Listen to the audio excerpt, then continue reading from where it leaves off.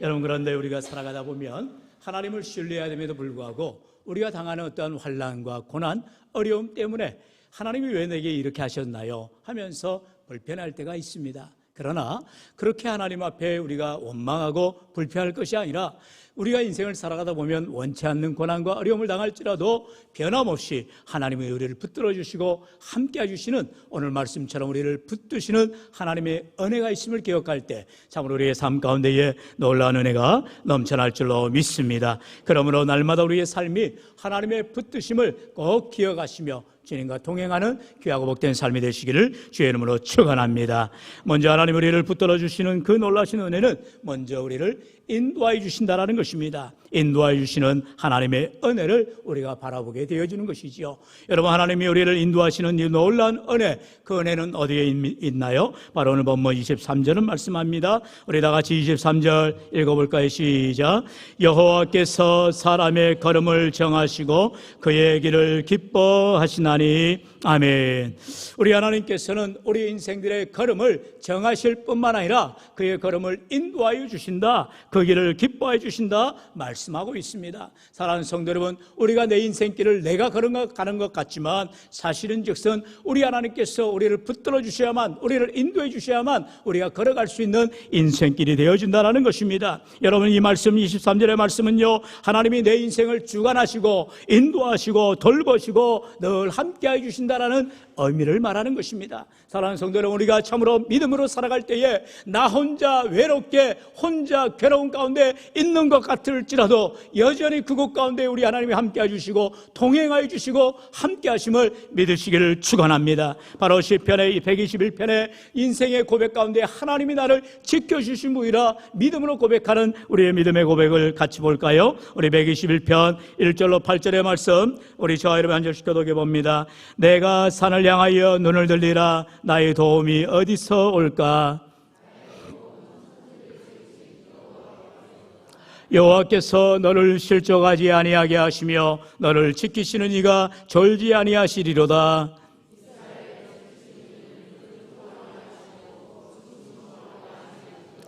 여호와는 너를 지키시는 이시라. 여호와께서 내 오른쪽에서 내 그늘이 되시나니.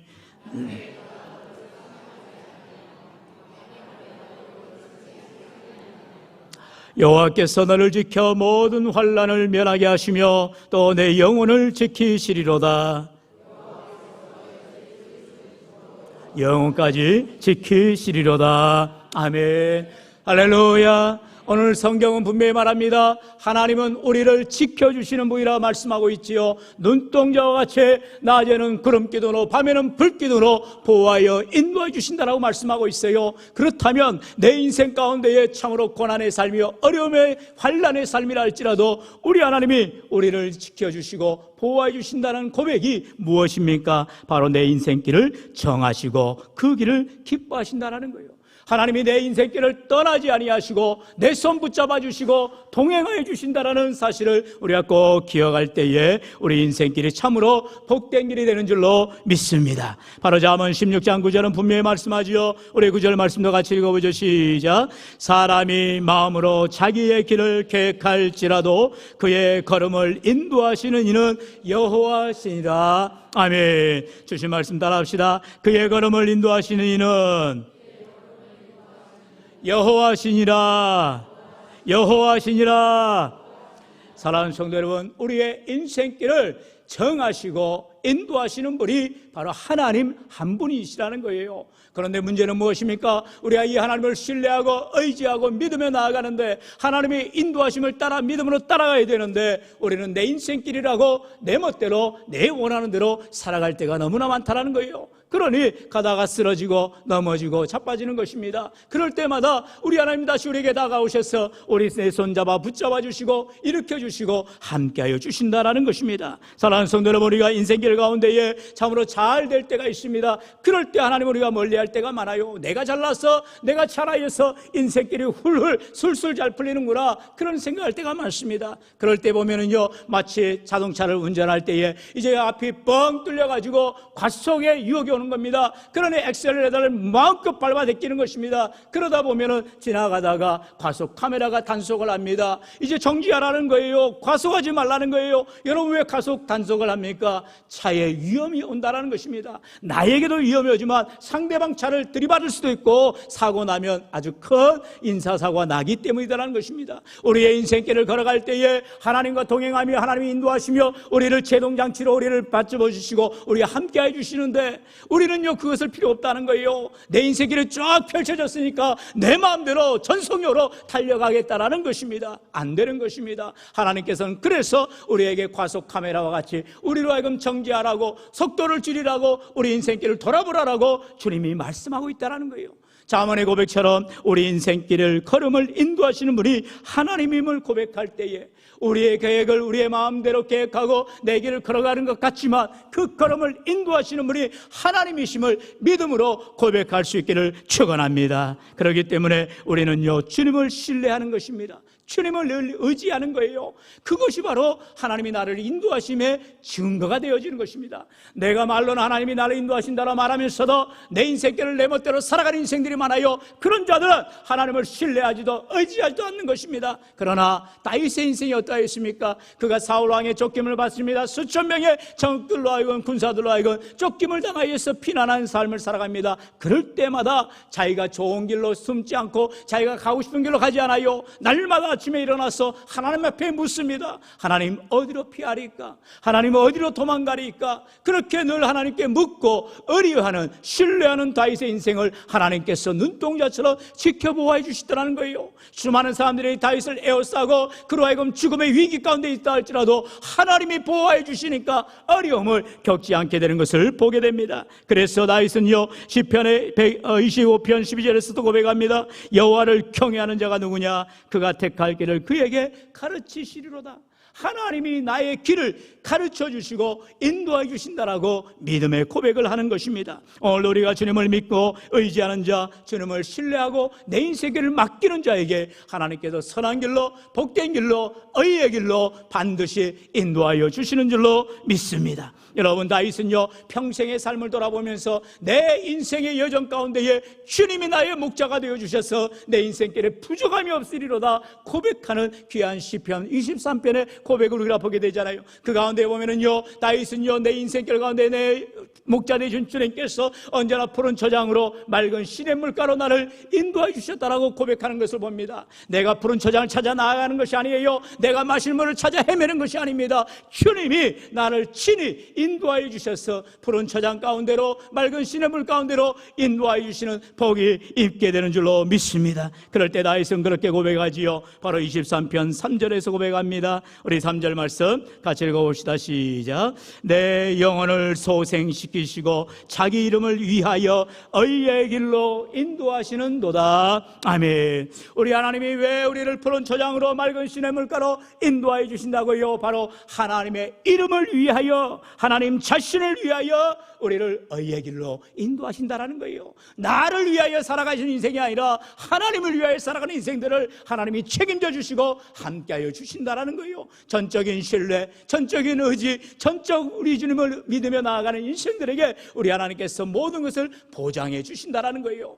푸른 초장으로, 맑은 시냇물가로 필요한 것들로 넘치도록 채워주셔서 목자 되어주신 우리 하나님께서 내게 부족함이 없습니다라고 믿음의 고백을 할 수 있도록 인도해 주시는 은혜가 있게 된다는 것입니다. 그렇기 때문에 우리의 인생길을 알지 못하지만 하나님께서 내 인생길을 새롭게 해주시고 밝혀주시고 좋은 길로 인도하심을 기대하고 소망 가운데 나아갈 수 있기를 축원합니다. 사랑하는 성도 여러분, 오늘 우리 인생길 가운데에 참으로 앞만 보고 가다가 우리가 참으로 절망의 길로, 좌절의 길로, 고통의 길로 걸어가는 인생이 얼마나 많아요. 여러분, 우리는 잠시 쉼을 가져야 됩니다. 돌아봐야 되는 것입니다. 말씀 앞에 서야 됩니다. 하나님 앞에 엎드려 기도해야 됩니다. 주님의 은혜를 돌아볼 수 있기를 축원합니다.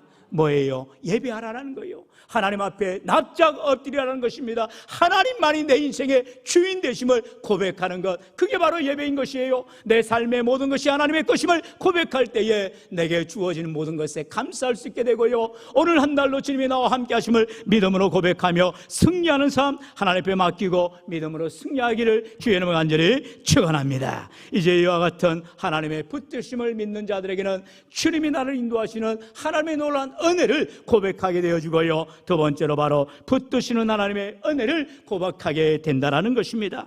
여러분, 하나님이 나를 붙들어 주신다는 것을 무엇을 통해서 고백합니까? 본문 24절은 그렇게 말씀하지요. 우리 24절 같이 읽어봅시다. 시작. 그는 넘어지나 아주 엎드러지지 아니함은 여호와께서 그의 손으로 붙드심이로다. 아멘. 넘어지나 아주 엎드러지지 아니함은, 여러분, 우리가 인생길을 살아갈 때에 넘어질 수가 있다는 거예요. 우리가 인생길을 살아갈 때에 실패할 수도 있다는 거예요. 우리가 인생길을 살아갈 때에 질병에 걸릴 수도 있다는 거예요. 그러나 거기에서 아주 넘어지지 않는다는 것입니다. 엎드러지지 않는다는 것입니다. 하나님께서 우리의 모든 실패와 절망과 좌절의 자리에 있는 우리를 붙들어 건져내 주신다는 것입니다. 할렐루야. 사랑하는 성도 여러분, 베드로가 예수님이 이제 바닷물 위로 걸어오실 때에 깜짝 놀랍니다. 그러면서 주님을 바라보고 그도 배에서 뛰쳐나가 바다 위를 걸어가지요. 얼마나 놀라운 일입니까? 정말로 기가 막힌 일이죠. 그런데 베드로가 예수님을 바라볼 때는 바다 위를 걸어가는 것 같았지만, 아니 순간 그가 깨닫습니다. 내가 지금 어디에 서 있나? 내가 배 위에 있지 않고 지금 물 위에 서 있네. 있을 수 없는 일 아니겠어요? 그러니까 순간 그가 의식을 찾고 그가 판단하면서 자기를 두려워하게 되는 것입니다. 그러면서 물에 빠져 죽어가게 되더라는 거예요. 주님을 바라보면 어떤 일이든지 하나님이 함께 해주시는 은혜가 있게 될 터인데, 그만 현실을 바라보고 안 되는 나를 바라볼 때에 물에 빠져 죽어가더라는 것입니다. 그때 주님이 뭐라 하세요? 베드로를 건져내 주시죠. 잡아 일으켜 주시죠. 붙들어 주시는 것입니다. 우리가 의심 많고 고난 많고 어려움 많을 때에, 우리가 주님을 멀리 떠나버릴 때에 주님이 찾아오셔서 우리를 붙들어 주시고 잡아 주시고 건져내 주실 때에 우리가 새롭게 되어진 줄로 믿습니다. 사랑하는 성도 여러분, 그런데 문제는 무엇입니까? 우리의 연약한 믿음 때문에 우리가 세상에서 좌절하고 넘어질 때, 상처나고 고난당할 때에 때로는 분노하고 하나님을 원망할 때가 많다라는 것입니다. 사실은 그 모든 일은 천지창조를 이루어서 에덴 동산에서부터 시작된 죄의 문제들라는 것입니다. 여러분, 하나님께서 이제 아담과 하와를 통하여서 그들에게 아름다운 천국을 보여주시면서 마음껏 섬기고 마음껏 누리고 살아가라 말씀하지요. 그런데 그들이 그렇게 하나님을 섬기고 마음껏 누리며 살아갈 수 있는 그런 평화로운 동산에서 그만 그들은 시기 질투합니다. 그리고 욕심을 부립니다. 결국 자기가 스스로 죄를 선택하고 결정해버리는 것이죠. 무엇입니까? 하나님께서 모든 것을 허락하셨지만 동산 중앙에 있는 선악을 알게 하는 실과를 먹지 말라라 말씀하셨건만, 그 하나님의 하지 말라라는 그 계명을, 그 말씀을 그만 어기고 만 것이죠. 어떤 사람은 옷간에 그렇게 말해요. 넌센스지요. 아니, 왜 하나님께서 모든 것을 주셔놓고 한 가지 하지 말라고 말씀하느냐? 말씀 안 하셨으면 오히려 아담과 하와가 죄를 짓지 않았겠느냐? 아니라요. 여러분, 아니래요. 여러분, 어떠한 것들이라도 인간의 마음에는 교만함이 들어가기 때문에 하나님이 하지 말라는 것을 10가지, 100가지, 1000가지를 줘도 다 안 한다는 거예요. 그런데 우리는 하나님이 한 가지라도 하지 말라고 했으면 그 한 가지를 안 하면 되는데, 그만 우리의 자유의지라 하지요. 내가 결정할 수 있고 내가 선택할 수 있어요. 그래 하나님의 말씀을 의지적으로 따르고 순종하면 될 것인데, 그만 교만하여서 하나님 앞에 죄를 범하는 것입니다. 하나님의 말씀에 불순종하는 것입니다. 하나님의 말씀이 진짜 그럴까? 그러면서 의심하는 것입니다. 모든 죄는 바로 여기에서부터 출발하게 되어지더라는 거죠. 로마서 3장 23절, 모든 사람이 죄를 범하였음에 하나님의 영광에 이르지 못하더니, 성경 말씀하고 있어요. 우리가 죄를 졌기 때문에, 모든 사람이 죄를 졌기 때문에 그 죄로 말미암아 우리는 다 죽을 수밖에 없는 죄인이 되는 거죠. 로마서 6장 23절, 이제 우리가 죄의 삭은 사망이라고 성경에 말씀하는 것입니다. 우리가 죄로 말미암아 결국 죽게 되어지다는 거죠. 저와 여러분 인생길 가운데에 한 가지가 남아있어요. 죽음이란 것이 기다리고 있다는 것입니다. 우리가 이 땅에 살아나서 이제 우리가 살아가다 보면 이제 죽을 날이 곧 다가오게 되는 것인데, 그날을 우리가 언제인지 알 수가 없어요. 근데 왜 죽어요? 우리가 바로 죄 때문에 죽게 된다는 것입니다. 이 세상에 죽지 않은 사람이 아무도 없다는 거예요. 그것은 다시 말하면 우리가 죄인이라는 사실을 직설적으로 반증하고 있다는 것입니다. 우리가 죄 때문에 죽게 될 수밖에 없다는 거죠. 그런데 죽음이 왜 끝이냐? 그게 아니다라는 거예요. 성경 분명히 말합니다. 히브리서 9장 24절, 한 모든 사람이 죽는 것은 한 번 죽는 것이요 그 후에는 심판이 있으리니.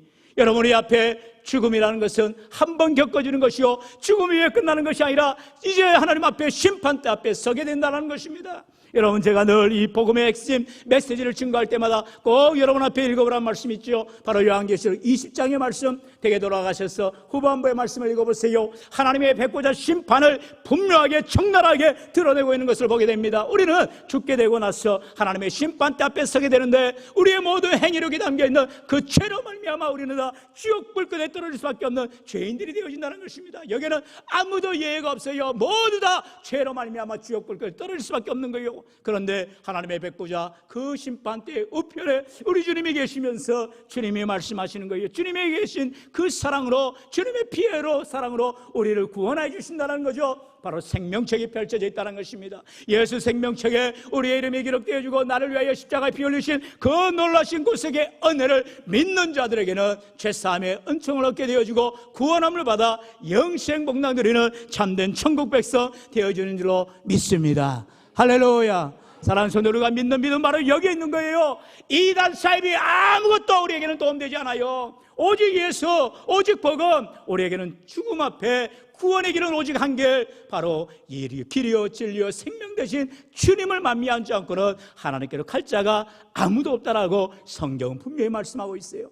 여러분, 여러 종교들이 있습니다. 많은 종교들은요 자기에게 위로를 주고 안식을 주고 평안을 줍니다. 그러나 그것은 일시적인 것에 불과하지요. 여러분, 참된 안식, 참된 평안, 참된 기쁨, 참된 행복은 어디서부터 옵니까? 예수 그리스도의 피 흘리심을 말미암아 내 죄를 사하여 주신 구속의 은혜로 시작되어진 줄로 믿습니다. 사랑하는 성도 여러분, 오늘도 그렇기 때문에 우리가 주님이 나의 죄를 위하여 이 땅에 오셔서 십자가 지신 그 놀라신 구속의 은혜를 생각할 때에 우리는 말할 수 없는 기쁨과 감사로 주님 앞에 예배할 수밖에 없는 거예요. 어느 누가 우리가 예배할 자격이 있어요? 누가 예배할 수 있는 조건을 가졌어요? 아무도 없지요. 우리는 하나님 앞에 차마 예배할 수 없는 연약한 자들이요 죄인들이라는 것입니다. 그러나 이 시간도 예수 그리스도의 보혈의 능력이 우리를 덮어주시고 우리를 위로해 주시고 함께해 주시는 주님 의지하며 믿음으로 하나님 앞에 담대히 나아가는 귀한 예배자들이 되는 줄로 믿습니다. 사랑하는 성도 여러분, 오늘도 우리의 인생길 가운데 이처럼 하나님이 붙들어 주시는 놀라운 은혜를 기억할 때에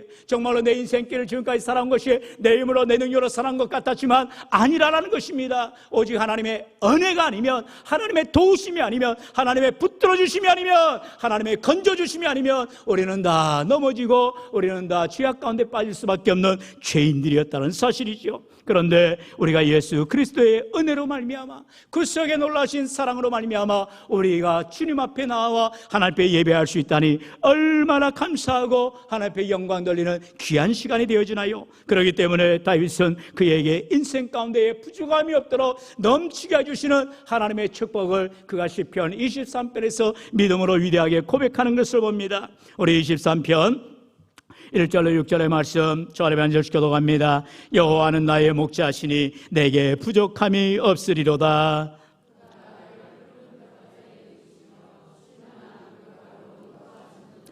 내 영혼을 소생시키시고 자기 이름을 위하여 의의 길로 인도하시는도다.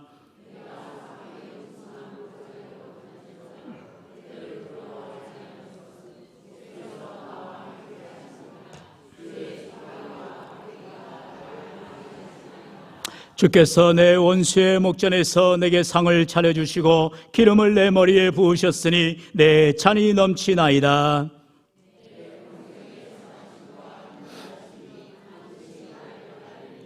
내가 여호와의 집에 영원히 살리로다. 아멘. 할렐루야. 사랑하는 성도 여러분, 정말로 내 인생길에 부족함이 없음을 고백할 수 있나요?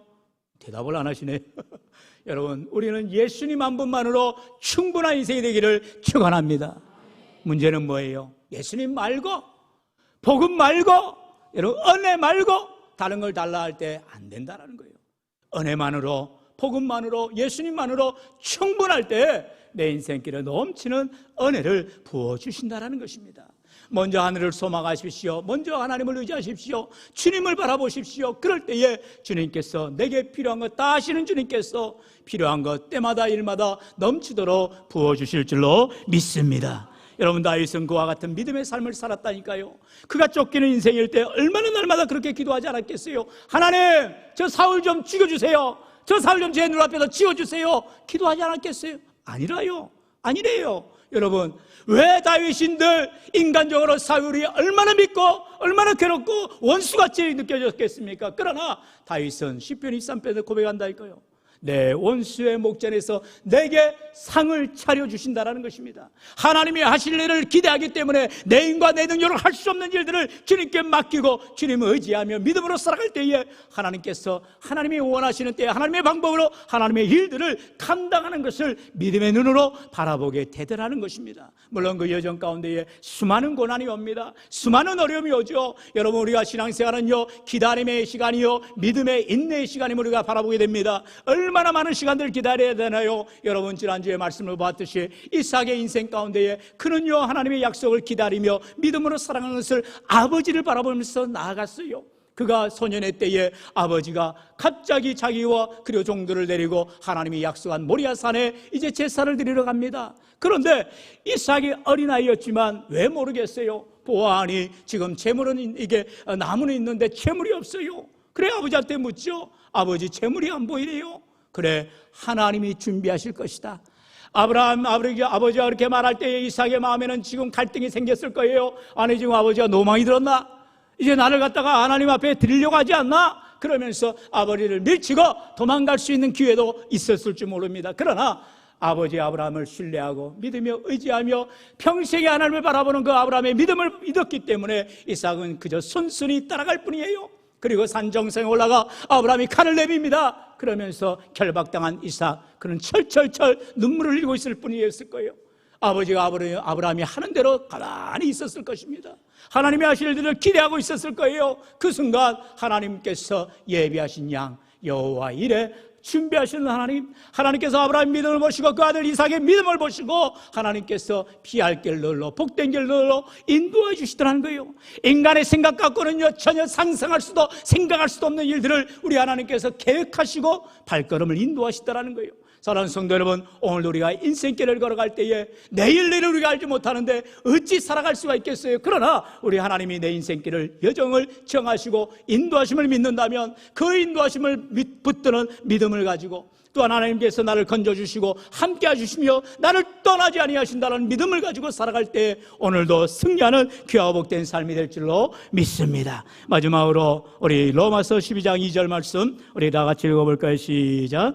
너희는 이 세대를 본받지 말고 오직 마음을 새롭게 함으로 변화를 받아 하나님의 선하시고 기뻐하시고 온전하신 뜻이 무엇인지 분별하도록 하라. 아멘. 우리는요, 하나님의 선하시고 기뻐하시고 온전하신 뜻, 그 뜻을 분별할 수 있는 영적 분별을 달라고 늘 기도하며 말씀을 무장하며 기도로 무장하며 늘 감사하며 살아가야 된다는 거예요. 그럴 때에 하나님께서 내 인생 가운데에 인도해 주시는 은혜가, 하나님께서 내 인생 가운데 붙들어 주시는 은혜가 늘 차고 넘쳐서 하나님께 영광 돌리며 감사하며 주님과 함께 통행하는 귀한 삶이 되시기를 주의 이름으로 간절히 축원합니다.